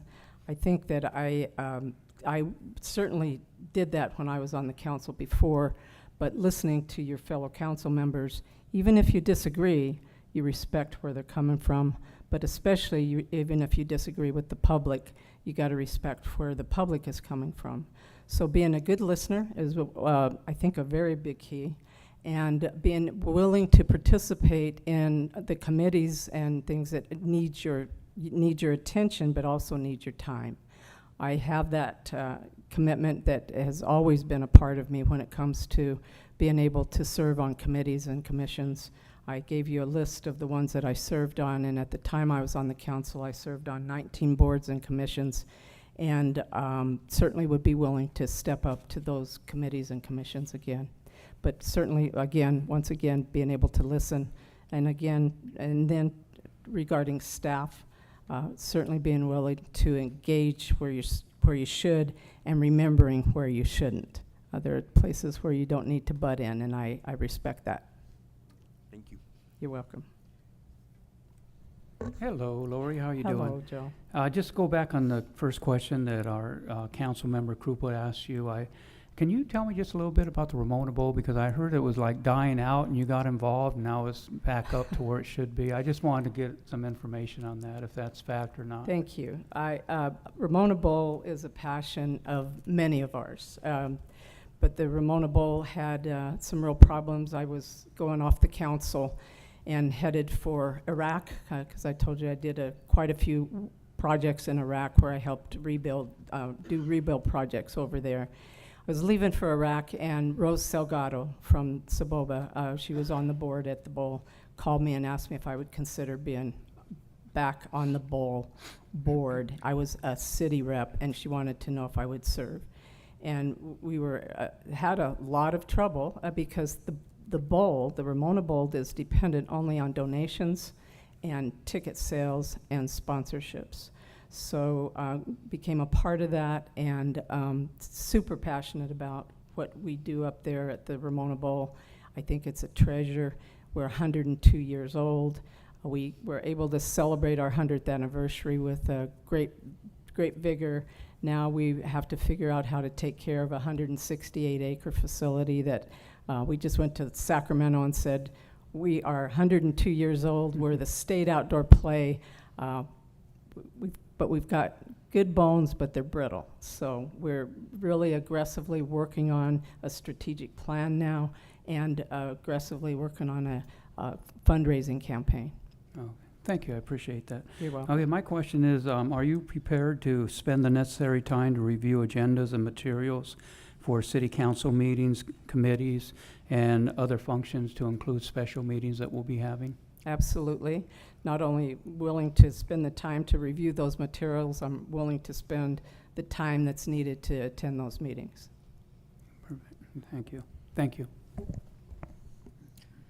What is the top priority of bringing quality of life to the city of Hemet, and where do we start? Wow. Certainly getting crime under control, and I think that the city has done a great job that isn't broadcast enough of what you're doing to get crime under control. I think that the number of things that the chief has recently implemented, the things that the council has backed up the police and fire departments, but mostly the police regarding crime, has been commendable. And I know that it takes time. However, I think making that a priority, but making sure that you have the funding to take care of it. I'm painfully aware of how much it costs to have those two departments, and I know how much it costs to maintain your level of service. That's why I worked so hard with our team that got Measure U on the ballot, and then that's why I then stepped in and tried to help with Measure H to make that permanent. So making sure you have the funding to take care of those things is important. Second, I would really like to see the city get more engaged in senior issues, senior attraction for communities. I was on the council when we brought in Four Seasons, Del Webb, and those sold out way faster than the developer ever thought they would. I think being aggressive about attracting senior communities some more. We have plenty of things that are approved for families, but I think bringing in senior communities helps to give you a balance that we're starting not to have. We used to be 62% senior, which was probably way too far on that side, and now I think you're 38% senior, and I would like to see us attract some more quality senior communities. The city of Hemet has limited financial resources. As a council member, how would you prioritize budget allocations and ensure fiscal responsibility while meeting the needs of the city residents? Certainly making sure that we do a balanced budget. I know that we're required to. When you pass your budget, you're supposed to be balanced. Sometimes you have to go after your reserves. It's very commendable what you have in reserves. As I listened to that presentation by Tiffany, your reserves have gone up substantially, and that's great. But a few years of tough times will eat that up real quick. So making sure that is maintained, but in the pipeline, making sure that you're doing things to attract funding generating entities like the commercial that you need to do. I think on the jobs side, it's important for us to pay attention to what we do to try to make sure jobs are being created. I know that the warehouse issue has gotten to be very controversial, and I think that that is something that I know that's something that we struggled with before, was that we didn't have enough jobs. So when you build the jobs, do you do things to mess up the quality of life? And you got to be sure you don't do that. I think that the limited financial resources can be helped a lot with your attraction of commercial entities that will generate sales tax. That generation of money, because we have limited sources to get money. You have property tax. Very pleased to see that properties are going up in value, and I think your numbers are reflecting that now more solidly than when it first started going up during COVID. So that reflection of the increase in property tax is starting to, I think, land in your coffers. But other than that, once the prices level out in the housing, and it might stay static or it might go down if there's another recession that way. But being able to create those commercial centers or commercial entities and attract them with a very favorable development process, I think is something that the city could do. I think we could improve on that development process and attract more commercial. Okay. Hemet is a growing city with a diverse population. How would you ensure equitable access to city services, resources, and opportunities for all residents, regardless of their socioeconomic backgrounds? One thing that you did that I really appreciate, and I know I hear it quite often, is that you changed your hours of operation so that you're open 5 days a week and you're open till 5:30. The people who work had a real hard time getting here after work, but I think that sounds very simple, but I think it helped a lot. The other thing is I think that being able to do some outreach into communities that might not pay attention but might need to pay attention. This district that is represented here, or will be represented here, is got a lot of older properties. It's got a lot of lower priced housing. So as far as the numbers, when it comes to average income, et cetera, there needs to be a lot of attention paid to this district, because I'm not sure if it's the lowest, but it's a lower price, a lower average income than most of the rest of them. Thank you. The city council often needs to make tough decisions that have both positive and negative impact. Can you provide an example of a difficult decision you have made in the past and how you approached it, and what did you learn from that?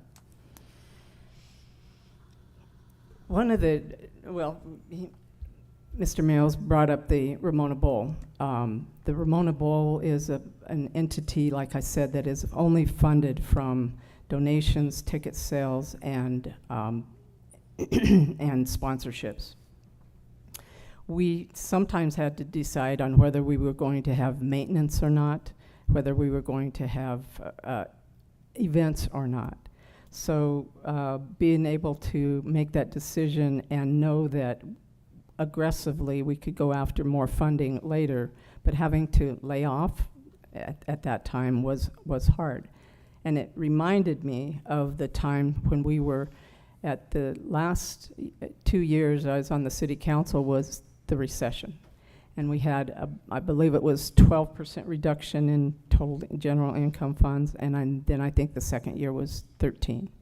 And we had to take a look at the public safety reductions. And we went from funding 92 positions in the police department to 88. And and that wasn't even enough until the next year came around. So that was one of the most agonizing ones I had because of the fact that we knew that crime needed to stay under control. Then I watched the council go through a number of issues, and when we worked on Measure U, even though you had more funded, I think you had 67 funded, but you were down to 55 officers. So understanding that and feeling like I felt when we were back in the 2008 time when we were actually reduced in our general fund income, there's a responsibility you feel. However, you take a look at what you can do to, again, go generate income after that recession was over. And I think that the city had a hard time getting its feet on the ground with that. And that's a big part of why we, as a community, business leaders, took a look at that and said, we're going to help if we can. And that was get Measure U passed. And that has made, I think, a big difference for you.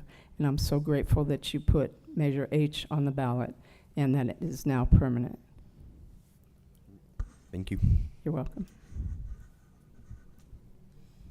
Council, any more comments, questions? I have a couple of questions. You're aware that the city has term limits, and it's 3 term limits. That was adopted after your 4 terms. How do you feel, how do you think you applying for this position is following that intent that the council at the time had put in place because of concerns with people being on council too long and getting comfortable and things like that? Sure. I thought a lot about that. I thought about that when you applied and got appointed. I thought long and hard about it. And I said, one of the things I said to myself for this appointment was that could I be of help to the council? Could I hit the ground running and really help and be aggressive about things because of my background and my knowledge?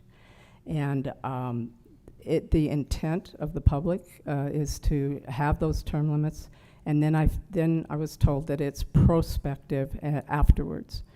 So I said, if I can get on the council and I can help in a bigger, broader way and help quickly and be aggressive about it so that you don't have to have hiccups and that you don't have to do a lot of training, I just felt like that would be something that I would be willing to do. And I would like to do. And if the public has a problem with it, then when you run for re-election, then you wouldn't get in. Okay. Another question, are you currently receiving lifetime medical from the city of Hemet? I am. Okay. And I was the last one. Marge Tandy and I were on the council when that was, first you would be on the council for just a short time, a week even, and you would get lifetime medical. Then that changed to 12 years, and we voted on that. And the 12 years, we went into the city attorney and said, do we need to sign off? And he said, you're in management, you're not going to be on here 12 years, are you? And we didn't think we would. The amount that the city was paying when I worked with the other retirees, especially in the fire department, police department, was very excessive. So we worked hard with the retirees so that they would agree to go on Medicare when it was time, and I'm of that age. So now the city is at $277. I checked a couple days ago, and $277 for the supplemental and the dental plan. Okay. Would it be something that you might entertain as not taking that lifetime medical? No. Okay.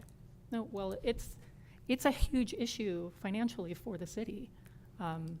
Well, again, I put my time in, and that was what the law was back then. No, I understand that. I'm And asking. I guess I would ask you, if, as an employee, if you had lifetime medical, if you would give it up too. That's. No, yeah. I wouldn't, but Yeah. I'm also not in that position. Right. But I have to ask. I have to be a good steward, and so. That's fine. Yeah, that's all I had. Anything else? Thank you, Lori. You're welcome.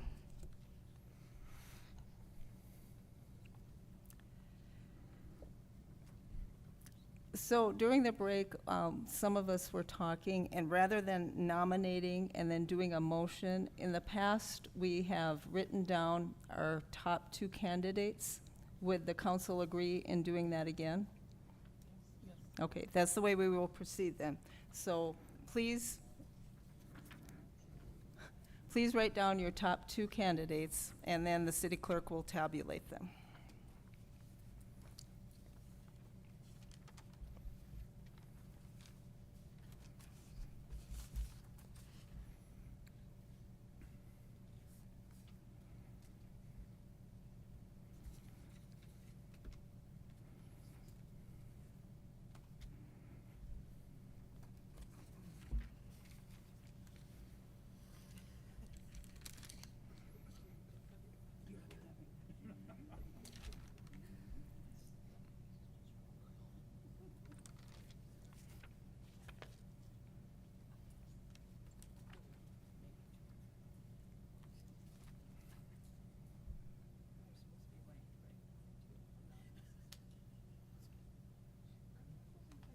Just your top 2.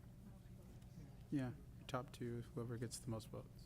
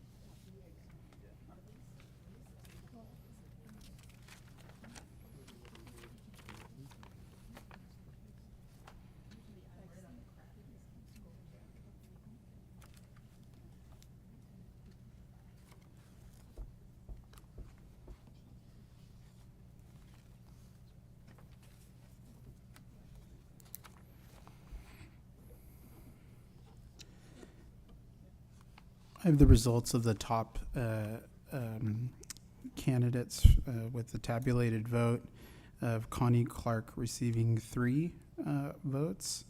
And then I have a 3-way tie for the other candidates with 2 votes each. And so that's Robert Galetta, Dana Hill, and Lori Van Arsdale. So I'll repeat the votes one more time just because there's several names. So Connie Clark received 3 votes. I have Robert Galetta, who received 2, Dana Hill, who received 2, and Lori Van Arsdale, who received 2. I'd like to make a motion that we appoint Connie Clark to the city council. I second that motion. I have a motion by Mayor Pro Tem Kendrick, a second by Councilmember Lodge to appoint Connie Clark. We're going to do a roll call. Councilmember Krupa. Yes. Councilmember Lodge. Yes. Councilmember Males. Yes. Mayor Pro Tem Kendrick. Yes. Mayor Peterson. Yes. That motion passes 5-0 to appoint Connie Clark as representative of District 1. I would like to just, again, thank District 1. You guys always come out. There are so many people that want to get involved. Please continue to be involved. We're going to have a vacancy on the Planning Commission, so, but thank you all so much. And you know, that last question was what was a tough decision in your life? Believe me, this was a tough decision because there were so many good candidates tonight. Yeah. And thank you all for coming out. So, there being no further business, the special meeting is now adjourned. Before proceeding to our special closed session, I would like to request a short recess to honor Carol Kendrick for her dedicated public service. Come with me, my dear.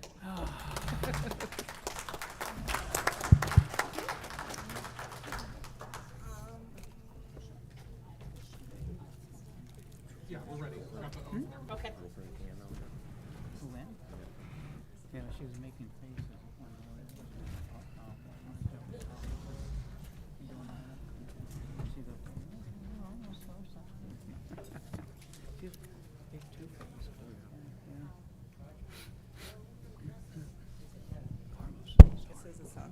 Testing. Ooh, it's really on. Carol was sworn in June 2023 to fill the District 1 vacancy following the passing of Carly Meyer. She was later elected to continue her service in the 2024 general election and was appointed Mayor Pro Tem in 2025.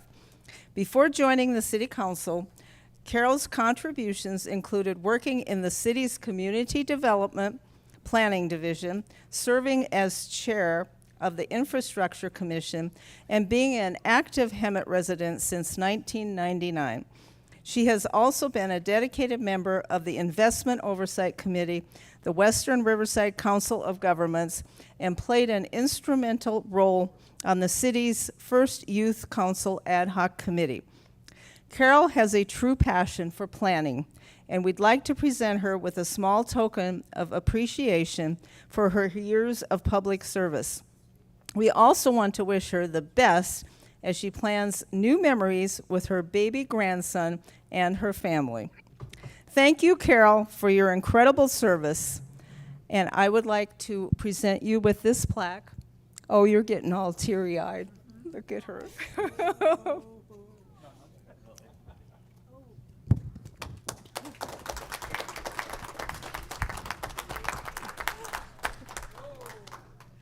Here, I'll help you hold that one. Oh.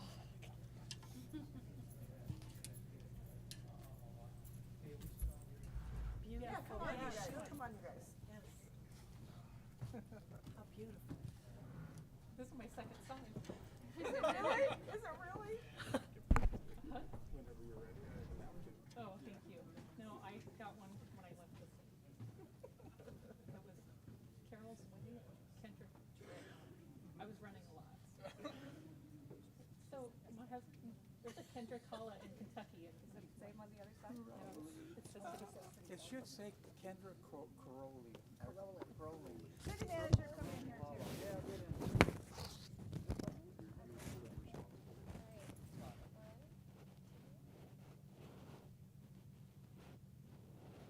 Great. Thank you. Thank you for everything you've done for the city.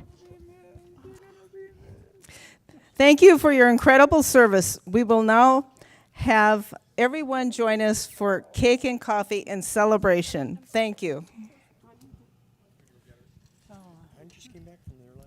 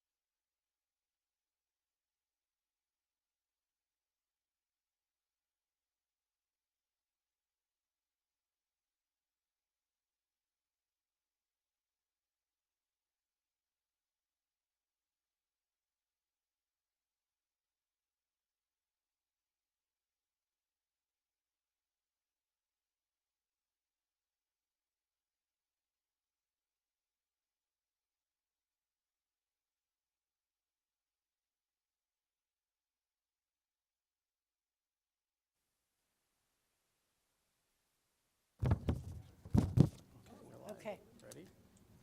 If you'll raise your right hand and repeat after me.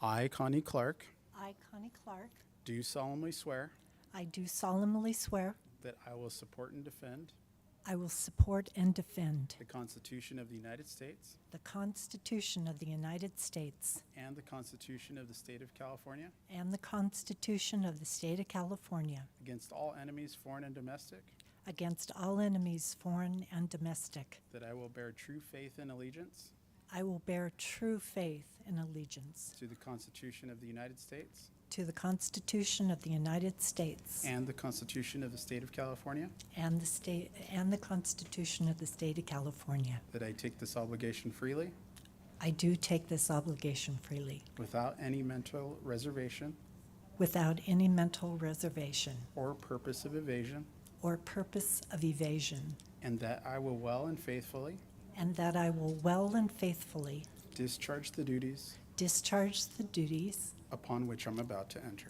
upon which I'm about to enter. Congratulations. Thank you.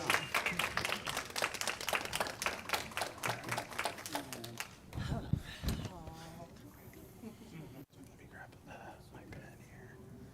I just need her.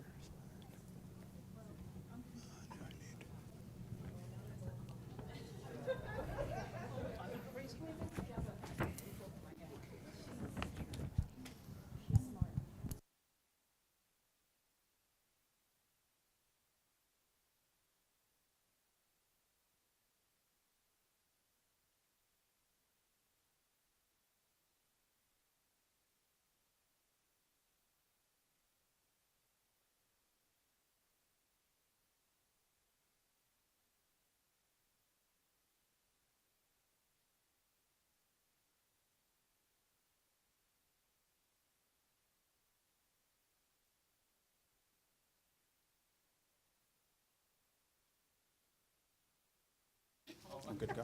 Okay. So, I'm gonna have a piece of cake.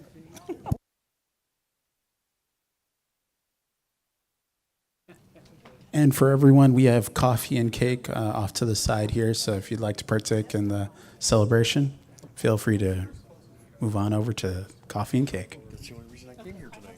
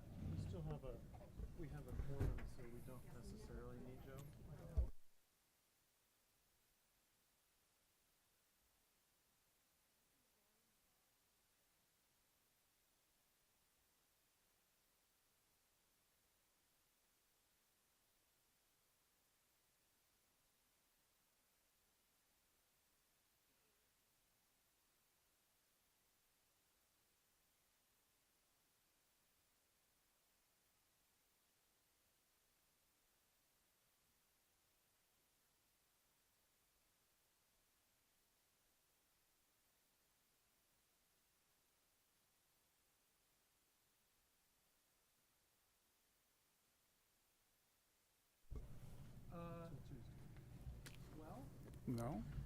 Linda is the senior council member present. She's capable of traveling within. We have to open, take public comment and close session.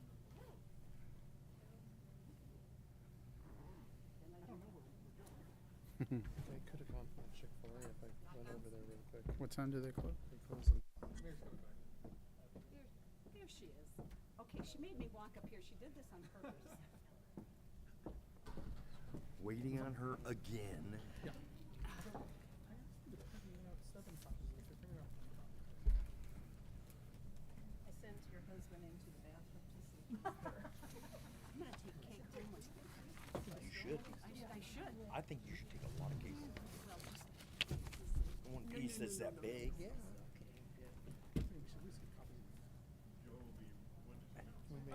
We don't have time for that. Well, let's do go that. on. I'll do Let's it. do it without him because we have Or I'll do quorum. Yeah, we have. Demi?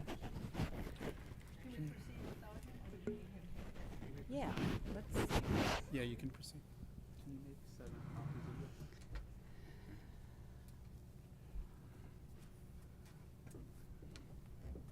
Okay, so I just need to close out the regular meeting? Oh, you already did. We already did. Okay, that's, Oops. so, Call the- just to call the order, and then yes, for any comments. Okay. So, do roll call. Is that okay? We'll know when he arrives.